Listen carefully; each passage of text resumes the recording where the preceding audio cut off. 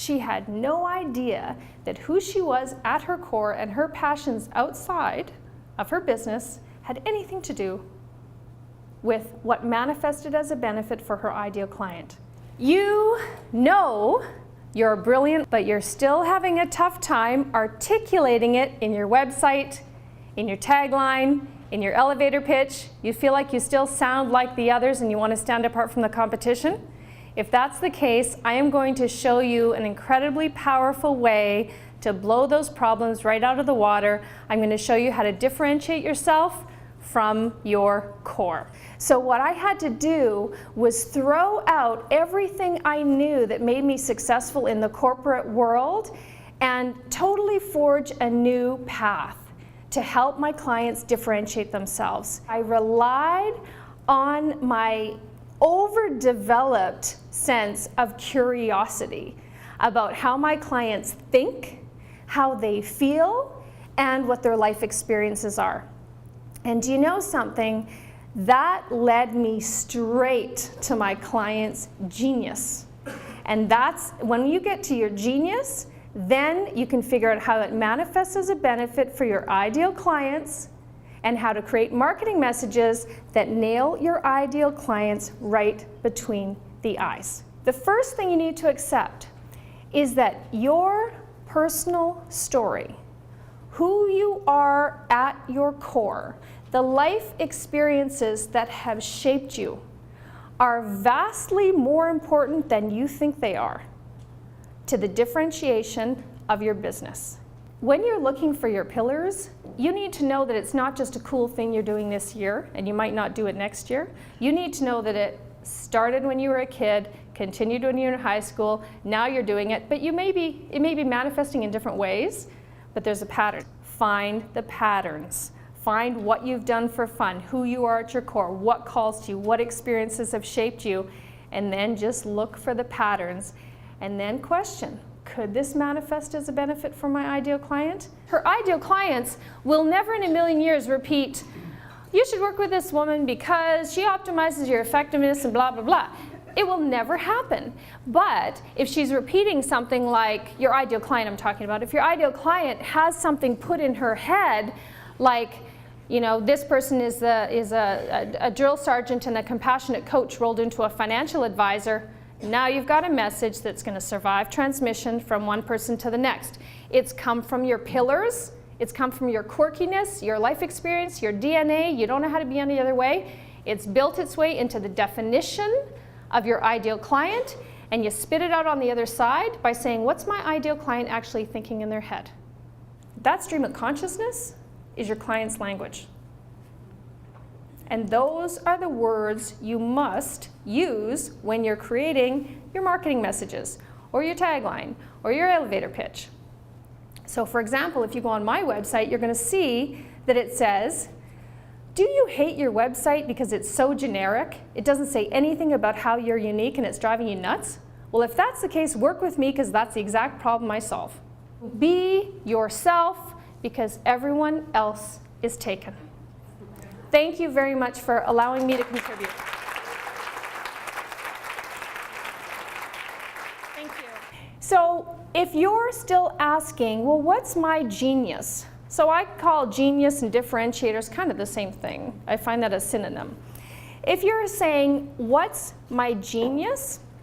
It's probably because you need to really accept two things as truth.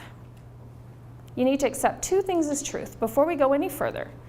The first thing you need to accept is that your personal story, who you are at your core, the life experiences that have shaped you, are vastly more important than you think they are to the differentiation of your business. So who you are at your core, your personal story, is vastly more important than you think it is to how you differentiate your business. The second truth you have to accept is that it's very hard to see the picture when you're inside the frame. So most of you probably have your genius right under your nose and you can't even see it because it's so natural for you. You think everyone's that way. You can't imagine that other people don't think the same way, or don't approach business the same way, or don't approach client methodology the same way. It's right under your nose and you can't see it. So in order for you to see it, you need a new tool. Just like, you know, when you can't see the end of your nose, right? You need a mirror to see the end of your nose. Well, to see your genius, you need to ask different questions. Stop asking, what's my tagline? What's my elevator pitch? What am I going to write on my website? Forget those questions for now, because the first question is, what's my genius? What are the patterns that are proving my genius, my unique things that differentiate me from everyone else? Forget about elevator pitch for now, because you've got to dig way, way, way, way deeper than you typically have in the past. So how do you dig deeper? There are 3 elements to what truly differentiates you. So most people differentiate themselves based on their experience. They say, well, I have, you know, education. They say, well, I have, you know, 10 years of this certification, or I have all these degrees, or whatever it is, but you know, those can be replicated, right? So the first thing you want to dig into is your DNA. Who you are at your core. You don't know how to be any other way. People call you quirky. It's what people remark about you and say, well, that's sort of different about you, right? Your family's not that way. You don't know why you're that way. So DNA, for example, for me, for example, I am insanely curious about people's stories, and I have no filter at all. So I'm the one in the grocery store lineup talking to everyone in front of me and behind me. Oh, where'd you get your tan, and where were you, and what happened, and da-da-da, and oh, I like your pants, and talking to the cab drivers. Oh, you got an accent. Where's that from? Oh, what's that place like to live? You know, and it's quirky, and no one in my family is like that. I wasn't I don't know why I'm like that. Some previous generation thing, or who knows, right? But it's my DNA, it's who I am. I do not know how to be any other way. But of course, it manifests as a benefit for my client, because I will stay with them as long as it takes and ask as many questions as it takes for me to grab that genius out of them, because I need to know all the details, right? So do you see how your quirkiness and your weirdness can actually manifest as a benefit for your ideal clients if you look hard enough? Experiences is the second element. So these are, what I'm talking about here is experiences that have shaped you, that have formed you into who you are, and that have created some pillar of genius that you may not even know you have. So for example, one of my experiences was working in Brazil, and the president of the company would come into my office, and he would drop a stack of market research on my desk, but it's all in Portuguese. And I would say, Brian, you know I don't speak or read Portuguese. And he'd always say, yeah, I know, but just get the general idea. So I had to look at these stacks of research reports, graphs, charts. He said, you speak French, don't you? You're from Canada. You know, Portuguese is like French. Portuguese, by the way, is not like French, if anyone knows. So he would say things like that, and I would have to be very good at what Malcolm Gladwell calls thin slicing. Thin slicing is when you can look at a whole bunch of data and come to a very quick conclusion about what's happening, even if you're not quite sure why you're coming to that conclusion. So that really, after 3 years of that, very much honed my ability to thin slice and to see patterns. So that, I could say, oh, that's irrelevant. I'm not looking at Portuguese market research anymore, right? But I'm not saying that because I can see the pattern. So now what I see is that, of course, that manifests as a benefit for my ideal client, because when they're dishing personal stories and experiences and DNA, and I like this, and I'm passionate about this and everything else, I can look at all that information and see the patterns and go, okay, I get it. So this is how you're differentiated. So you see how those experiences are incredibly relevant, even if it's not obvious to you today. You need to dig way backwards into those kinds of patterns. And then, of course, the third is education, which we all, you know, I have this degree, or I have these certifications, and blah, blah, blah. what I'm trying to say is that these three elements, balance, it's not your education that's more important. It's your DNA, your quirkiness, who you are with your life experiences. That forms your pillars. So what's a pillar? A pillar is something you're incredibly good at. You're uniquely good at it in your industry. Whether it's from your DNA, whether it's from a life experience, who knows? But it's something you do that other people just go, wow. The other thing a pillar can be is what I call an element of your manifesto.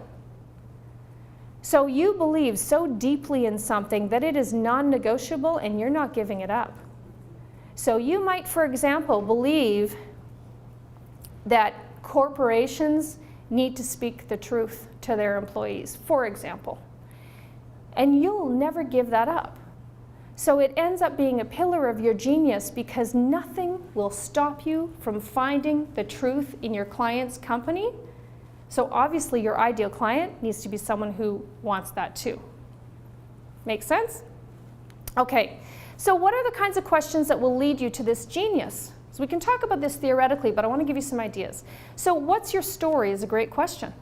What's your story? I'll tell you about one of my clients who I asked that question to. He was a financial advisor who wanted to target the women's market. Now everybody, why is targeting the women's market not a differentiator? Because it can be replicated, right? That's a target, that's not even an ideal client. That's just a target market. And he thought, oh, that's how I'm going to differentiate myself. No. So when I was asking him, well, you know, what are you good at as a financial advisor? What are you passionate about? And why do you think you're different from everyone else? He said, well, because I can go into a women's networking event and feel completely at ease. So that's my differentiator, is I'm completely at ease as a man in a women's networking event. So I said, okay, well, you know, true, fair comment, but there's, I'm sure, other male financial advisors who could do the same thing. Well, you know, women feel really listened to when they're with me. They feel very heard. I'm thinking, yeah, but everyone else is going to claim the same thing. I listen, I care, blah, blah, blah, blah, blah. So I said, okay, let's just stop here for a second. Why did you even become a financial advisor? Oh, because I was really good with numbers and I understood. I'm thinking, something just didn't ring, right? It's that pattern seeker in me. And I said, well, really, what was it? And then all of a sudden, it was like a light bulb went on in his head. And he said, you know what? When I was 15 years old, my father passed away, and he didn't have life insurance. And my mom had to go back to work. Actually, she'd never worked outside the home. She had to get 2 jobs. And my 2 sisters, so this guy had no male influences other than his late father. My 2 sisters had to take care of the entire household, do all the cooking and cleaning and everything else while I was this 15-year-old boy watching this go on. And he said, you know what? That's actually the time when I realized I never wanted another woman to have to go through that. That's when it began, right? It's that life experience. And all of a sudden, okay, we got something to pull on here. That's a pillar of genius.